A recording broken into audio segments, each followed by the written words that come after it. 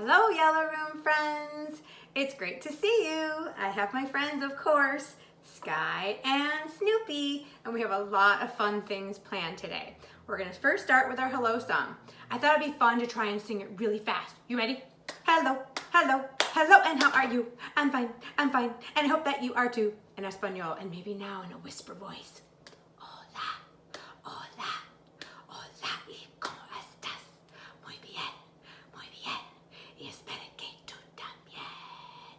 Snoopy's here today, and Sky is here today. Let's give a cheer for Mary's here, and my Yellow Room friends are here today. I hope you're all doing well today. I wanted to show you something super exciting. Our caterpillars have spun their chrysalids. I have to be very careful when I hold this cup because I don't want them to knock down, but I'm going to try and bring this closer to you and you can see our chrysalids. I'm coming close. Actually, not all of them have. You can see the ones that look like they have a hard shell around them. You can't see their furry little legs and bodies. That's the chrysalis. So these are gonna stay, once they all make the chrysalis, it'll be like that for 3 or 4 days, and then I'm gonna put them into, I'll show you, our butterfly net. I'm gonna put them into here so that when they do emerge from the chrysalids, they'll have a place to fly around. And I'll put some little fruit in here and they can drink the juice from the fruit. And then after a few days of being in here, once their wings dry out, I'll put them outside and they'll fly away and then they'll drink nectar from flowers. So that's the exciting news I have to share. I want to show you our growth chart that I've been working on. Every day the caterpillars got a little bit longer, and then I wrote down for today, Friday, April 24th, that 3 chrysalids formed and 2 were hanging from the top of the cup but not formed yet. So you can see by the pieces of string how big our caterpillars got. So that's the exciting news I wanted to share with you about our caterpillars. Okay, so the next step after the chrysalids is they will become butterflies. The whole thing from caterpillar to butterfly is called a metamorphosis. That means the big change. It's a big word too. Do you want to say it together? Metamorphosis. That's the change that happens from caterpillar to butterfly. Okay, I'm going to carefully move my caterpillars and chrysalids over to the table over here behind me. Okay, so today I thought it would be fun, because we're excited about the butterflies, I thought it'd be fun to make a butterfly art project. So again, of course, I have lots of boxes at my house because I didn't have all of my art supplies from Cherry Preschool. So I thought it'd be fun. This was from a cracker box and the inside is just brown. So I cut out the shape of a butterfly, and someone at your house can help you do this too. So there's gonna be 2 sides that flap around like this. These are the wings. And this is gonna be the body. It's a toilet paper roll, an empty one, of course. I put a little bit of tape on the back of it and then put it right in the middle. And I also thought it would be fun to add a little antenna. I have pipe cleaners at my house. You can use little string, or you could even draw them on if you want to. I had little sparkly pipe cleaners that I thought would be fun. So what I'm gonna do is I'm gonna stick them inside of my toilet paper tube, just like this, and kind of curl them around. There's one antenna, like that. And then I'm gonna do another one. And then we'll have 2, on mine, 2 sparkly gold antenna. I'm gonna curl it around a little bit like this so it looks like a butterfly's antenna. Okay, just like that. Now, I thought it'd be fun to make our caterpillars more our butterflies more fancy, decorated, and beautiful. So I had some stickers at my house. I think I had gotten these from Cherry Preschool a long time ago. So you can take stickers. I have a whole bag of markers in my house. You can use markers or crayons or even paint, or you could glue little pieces of paper on here. I'm gonna use what I have at my house. I'm gonna put some stickers on. I love stickers. I'm gonna put stickers on the wings. I'll show you what I'm doing over here. That's what I did on the wings so far. I thought maybe you could even put some right on the body too, in the middle part. I'm gonna put pink stars all the way down the middle of mine just for fun. I love pink. I need a few more to make it look all fancy. There's a lot of different colored butterflies flying around. There's sometimes you might see some monarch butterflies that are kind of an orangey color. And then there's some beautiful like yellowy butterflies that I see sometimes. You can make a whole rainbow butterfly, which I think I'm gonna do. So I put some stickers. You can take some markers and draw little designs. I like to make little swirls on mine. I made a few little swirls. So you could do that at home and you can make beautiful butterflies. And then you'll have a caterpillar craft and then you'll have a butterfly craft. Here's my beautiful butterfly. So you can, like I said, you can use whatever you have at home. You can use paints or stickers, or you can glue little pieces of paper. Fly, fly, fly, little butterfly. Okay, now I thought it would be fun to sing our butterfly and caterpillar songs again. Okay, here's my little caterpillar. Come here, little caterpillar. I have two little songs. I'll sing both of them. First comes the butterfly who lays an egg. Out comes a caterpillar with many legs. Oh, see the caterpillar spin and spin, a little chrysalis to sleep in. Oh, oh, oh, look and see. Oh, oh, oh, look and see. Out from the chrysalis, my, oh my, out comes a beautiful butterfly. Okay, and then we'll sing the other one. It's more of like a little chant, this one. The fuzzy little caterpillar climbed up in the tree. It spun a tight chrysalis and then fell fast asleep. While it was sleeping, it dreamed that it could fly. And when it woke up, it was a beautiful butterfly. Flap, flap, flap, flap, flap. And there are two little butterfly and caterpillar songs. Okay, now I wanted to show you something else. Do you remember at school we have a mystery box? The mystery box at school is one where you put your hand inside and you can't look with your eyes, you just feel with your hand and then you make a guess to see what's inside. Well, I didn't have our mystery box here at home, but I made one out of a Kleenex box. It was an empty Kleenex box and I wrote the words mystery box with some question marks because we don't know what's inside on top of it. So you can make a mystery box at your house too.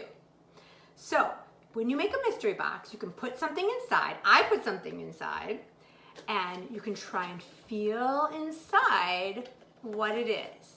And at home, I thought it would be fun too. You could give your family that's at your house some clues, some things to think about so they could guess what's inside. I have a little song too that goes with this mystery box. What's in the mystery box? Who can tell? Is it a book or is it a shell? What's in the mystery box? Who can feel? Is it a car or banana peel? Isn't that a silly song? Okay, I put something in here and I'm gonna give you 3 clues. See if you can guess, okay? But when you're at home, you can put something in and you can feel inside. You can have your family feel inside and that's how they'll guess. But you can't feel my box from inside your TV or your computer. Okay, so here's the first clue. The thing that I put inside the mystery box is made out of metal. That's the first clue. Snoopy, do you have a guess? Yes? What'd you guess? What is it? He's being very shy. Sky, do you have a guess? What's metal? A paper clip?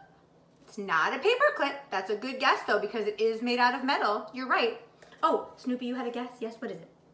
A hammer? That's a good guess too. It's not a hammer, but that is made out of metal. Yeah. Okay. Sometimes a hammer has a wooden handle and a metal top. Nope, it's not a hammer. Okay, I have another clue. My second clue is you can use it to eat with. You can use this to eat. Oh, thank you for raising a quiet hand. Yes, Sky, what's your guess? What is it? A fork? That's a really good guess. It's not a fork. Snoopy, did you have a guess? Oh, a knife? It's not a knife, but that's another good guess. Those are both made out of metal. That's not what it was. My third clue is it has a rounded end. Oh, remember, raise a quiet hand. Yes, Sky? I'll give you the 3 clues again. It's metal, you could eat with it, and it has a rounded edge. You think you know? Yes? What is it? A spoon! Yes! It's a spoon in my mystery box. He guessed it. Good job, Sky. So you could make a mystery box at your house. I thought it was perfect for the mystery box to have a Kleenex box, but you can't really see in there. There's a nice little hole and you just feel inside. So that's something fun you could do at your house. All right, I have another thing that I made. Eva was talking all about squares with you. Today, I thought it'd be fun to make a little puzzle out of circles. Now I want to show you what I did here. I drew 10 circles and the numbers are on there. 1, 2, 3, 4, 5, 6, 7, 8, 9, 10. Can you see all of my circles? A circle doesn't have any corners like Eva's square in the book Perfect Square. It's just one big rounded line. That's what a circle is. Now, circles come in all different sizes. You can see I have one teeny tiny circle. I have a medium sized one, a very big circle. And these circles I traced from all different tops that I had at my house. So here's one, and here's one. This I think was from a raisin tub. This was from a thing of sprinkles that I had at my house. This was from, I think, some old medicine that we had. This is from a little Tupperware container I had. So I thought it would be fun if you have little tops at your house that you're not using anymore, you could make a little matching game the way I did. So you have to match the number with the number on your board. So this is just a piece of cardboard. I traced all of my tops and I put the number that I put on the cardboard, number 1, I put that on the top. So what you have to do is you take the top that matches on your board, 1, and there's a 1. And then you can have a whole matching game. This looks like a very big circle. It has the number 5 on it. I hope you can see that. And this one also has 5. So I can try to match it by the size, or I can match it by the number. And also, I wrote the number in the same color on both pieces. So that says 8. Now it's purple. So I have to look for some other number 8 that's purple. Oh, here it is. Here's number 8. And that can go on 8. So you can make a little matching game with circles, with tops from old containers. I think this was even from peanut butter. So you could do that at your house too. You can make games with all kinds of things that you have at your house already. All right, so that's something I thought would be fun for you to do. Okay, now I am going to read one of my very favorite books to you. I used to read this to my kids when they were little, and it's called The Beautiful Butterfly. It's a folk tale from Spain, and it's retold by Judy Sierra. That's the author, and the illustrator is Victoria Chess. That's the person who drew the pictures. Okay, The Beautiful Butterfly. Here we go. All right. In Spain, once upon a time, there lived a beautiful butterfly. Her delicate wings were flecked with the colors of spring flowers, and she had the most enchanting dark eyes. Everyone loved her. There's the butterfly. One day, as she was fluttering about, the butterfly found a little hollow in a tree. What a perfect house for me, she thought. She swept away the dry leaves and cobwebs and furnished her new home in the latest fashion. Then she sat on the balcony and let her wings wave beguilingly in the breeze. There she is. Up the tree trunk hopped a cricket. Oh no! Sorry, Snoopy! Hang on 1 minute, let me get Snoopy. Snoopy, come back. Are you okay, Snoopy? I'm okay. Oh, good. Oh, Snoopy, that was a little scary. I'm sorry, Snoopy. There you go, buddy. Okay, back to the book. tree trunk hopped a cricket. "Dear butterfly," he chirped, "you look particularly lovely today. Tell me, will you marry me?" Perhaps," replied the butterfly. "And if I do marry you, how will you sing to our babies?" The cricket rubbed his legs together smartly. "Click, click, click, click, click, click, click, click, click." "Oh, no, no," sighed the butterfly. "Your lullaby would keep the babies awake all night long. I cannot marry you." She thought, that's just too loud for our babies. Up climbed a green tree frog. Marry me, he croaked. Perhaps I will," said the butterfly. "And if I do marry you, how will you sing to our babies?" The tree frog puffed out his throat and sang, "Grah, grah, grah." "Oh, goodness gracious," gasped the butterfly. "Your lullaby would frighten the babies. No, I'm sorry. I could never marry you." A little gray mouse tiptoed across a branch. "Loveliest of butterflies," he whispered, "I would be so delighted if you would marry me." "Perhaps I will marry you," said the butterfly. "And if I do, how will you sing to our babies?" The mouse sang in a sweet, small voice. "La la la la la, la la la la la, la la la la la la la la la." "Oh, marvelous," sighed the butterfly. "Our babies will love your lullaby. Yes, I will marry you." The little mouse moved his belonging into the hollow of the tree, and the butterfly was so happy that she decided to make a honeymoon soup with sugar and rose petals. She gave her husband a bucket and asked him to fetch water for her to make the soup. The little mouse knelt beside the pond, holding the bucket with both paws, but the bucket was so heavy that he lost his balance and tumbled down, down, and gulp! A fish snapped him up in one gulp. Uh-oh! The butterfly waited an hour, she waited 2 hours, and then a dove flew to the hollow tree and told the mouses and related the mouse's sad fate. "Oh no, my mouse husband has been swallowed by a fish." The butterfly put on a black dress and a long black veil, and she flew to the bank of the pond and sat and cried. She was so sad. The dove above her was a good friend of the butterfly, perched above her on the branch of the tree, called mournfully, "Coo, coo, coo." "Why are you calling coo, coo?" the tree asked. "Well, the little mouse fell in the water and the butterfly is crying," replied the dove. "That's why I'm calling coo, coo."